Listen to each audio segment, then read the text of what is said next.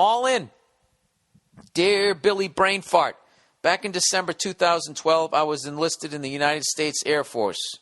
Off we go into the wild blue yonder, flying high into the sky. Yeah, we dive. That's all I know. Because that's all they play in the movies, right? That's just the credits.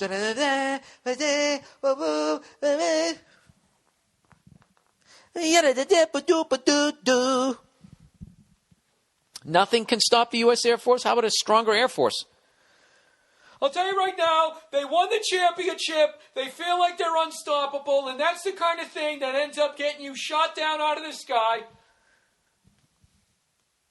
You have to feel the weak side pressure of the third world countries. I mean, planes are disappearing. Who's to say that these people don't have these things? All right. Despite being engaged, wait a second. I got engaged. Oh, yeah, the guy joins the fucking Air Force, all right? He enlisted. I got engaged to what I thought was the lady of my dreams. Life was good. Unfortunately, I got stationed out of state and had to move. Despite being engaged, she opted to stay behind in what was supposed to be temporary. We managed to keep the spark alive for some time until she lost the engagement ring in April 2013. All right, let's stop right there. Guys are morons, and a man can lose a fucking ring. All right? The only way a woman can lose a ring is if she's cleaning it near a sink. Okay? And she doesn't understand plumbing and then later turns on the water and sends it through the J-trap. All right? He's going to feel the weak side pressure on the J-trap on fourth down situations. When a woman loses a ring, you got to understand, like, that's so many of them. That's the thing. The ring. They get to fucking stick it under their fucking girlfriends' noses. Yeah, bitch. Yeah. Right? They live for that. That's like you getting a game-worn jersey. All right, so she lost the fucking engagement ring. Wow. Eventually, things spiraled out of control, and she left me in June of 2013 saying I deserved better. All right, well, that means either she doesn't love herself, and like when I saying that you deserve better, what I would immediately think is that if a woman ever said that to me, that's like, all right, you fucked around on me, and how many times? Anyways, this put me in a huge state of depression, to which I credit your podcast for helping me out. Thank you. You're welcome. Come to find out, she banged 4 different guys from June to August. There you go. And those are just the ones she admitted to. Okay? That's like when you come home buzzed or drunk in high school and your parents go, how many beers have you had? What do you say? 2.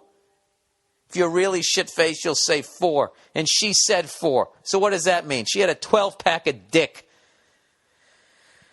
All right, in August, she came back into my life after she said she too went through a depression. She was living even further away now, but still wanted to try and make things work some type of way. Finally, February of this year, I got the chance we were waiting on. I went house hunting. Ooh, Jesus, dude, what are you doing? Where she lived in an attempt to make things right. Come to find out, she had been banging a married guy with kids and also talking to someone else, also talking to someone else while telling me she wanted me. I confronted her and she basically said, all I'll ever be to her is a fucking FaceTime friend. What? You confronted her and she said all I'll ever be to her is a fucking FaceTime friend. A week ago she called me and now she wants to be friends again. I love this girl. That is your problem, sir.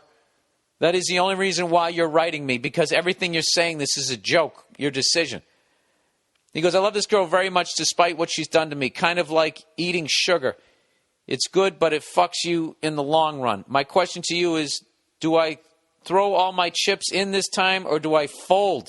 And yes, I'm probably an idiot. Either way, thanks for the laughs and go fuck yourself. P.S. Do a show in Mississippi already. Jesus Christ, Bill. That's on my bucket list. I'm going to do one down there. All right. Here's the deal, dude. This is the deal. Your heart is clouding your brain right now. All right? And here's a great expression that somebody said that their therapist told them one time. They said, I don't let chaos live in my life. All right? This is the deal, okay?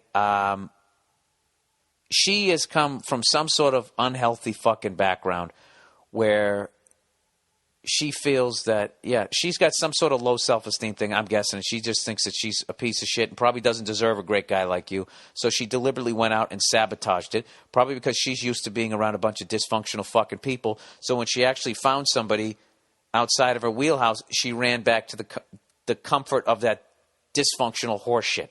All right? That is not your fucking problem. Okay? When you're trying to find the person that you're supposed to fucking be with, you have to find somebody that is as right as rain. All right? That's why you ask the questions. Are your parents still together? What is your relationship? Like, all the red flags. Both for men and women, listen to this thing, okay? If they have issues with their fucking parents and they don't fucking speak to them and they have a lot of anger issues towards their family, fucking walk. Walk. All right? If you're young, you're drafting in the first round, okay? Okay, that's the Des Bryant pick. Like fucking Bill Belichick. He passed on that one. And everyone's like, dude, what are you talking about? That's a fucking 10. And look at him. Not saying the dude isn't a 10. Not saying he's not a world-class fucking athlete. But all the baggage that comes with that horseshit. You got to look at it like that.